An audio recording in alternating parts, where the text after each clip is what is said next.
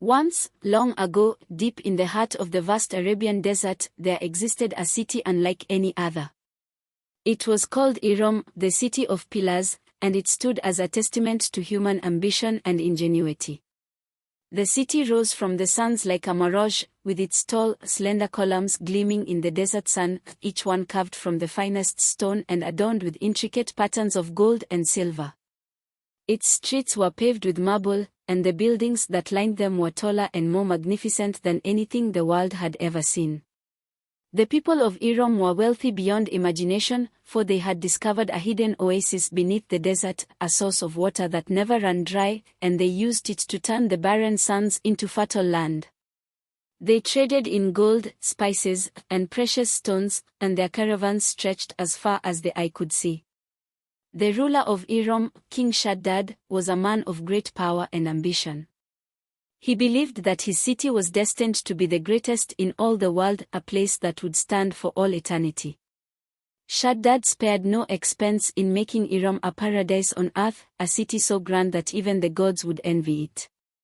He built palaces of such beauty that they seemed to float on air, and his gardens were filled with flowers from every corner of the earth, blooming in colors that dazzled the eye.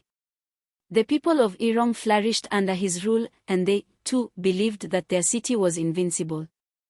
But as the wealth and power of Iram grew, so too did the pride and arrogance of its people. They began to see themselves as above all others, as if the desert itself had bowed to their will. They boasted that no city could rival Iram, that no kingdom could challenge its might. They forgot the old ways, the teachings that had guided their ancestors, and they ceased to offer prayers to the gods.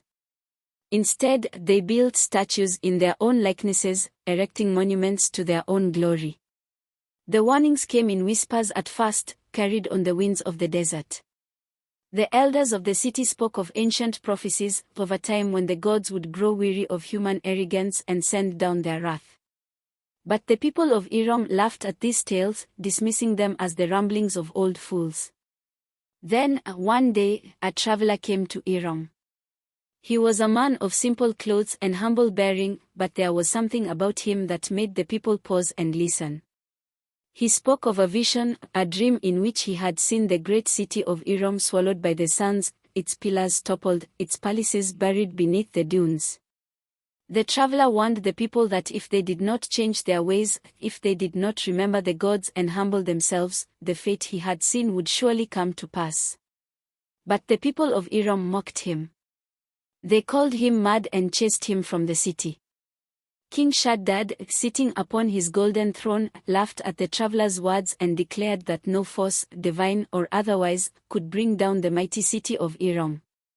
And so, life in the city continued as it always had, with feasts and celebrations, with wealth and excess, and with the unshakable belief that Iram would stand forever.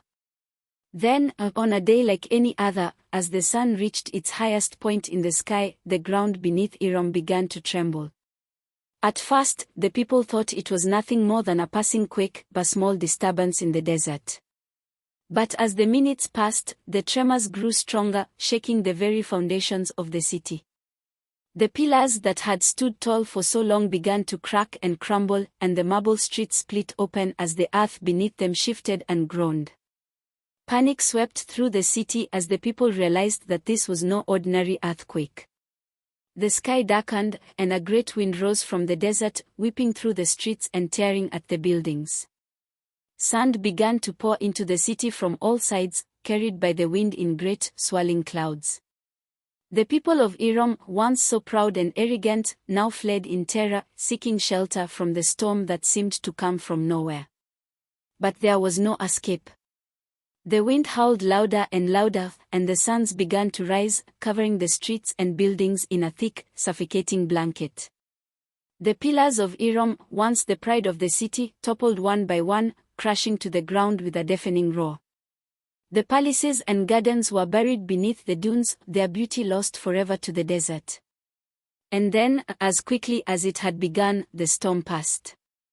The wind died down, and the sun shone once more upon the desert. But where the great city of Iram had once stood, there was nothing but an endless expanse of sand. The city was gone, swallowed by the desert, its people and their riches lost to time. For centuries, travelers and explorers searched for the lost city of Iram, hoping to uncover its secrets and its treasures. But the desert kept its silence, guarding the ruins of the once great city beneath its sands. Some say that on certain nights, when the moon is full and the wind is still, you can hear the faint echoes of Iram's grandeur, the whispers of a city that dared to defy the gods and paid the ultimate price. And so, the story of Iram became a legend, a cautionary tale passed down through the generations. It was a reminder that no matter how great a city may be, no matter how powerful its people, there are forces in the world that are greater still. And those who forget this truth, who allow pride and arrogance to blind them, will find themselves lost to the sands of time, just as the city of pillars was lost to the desert long ago.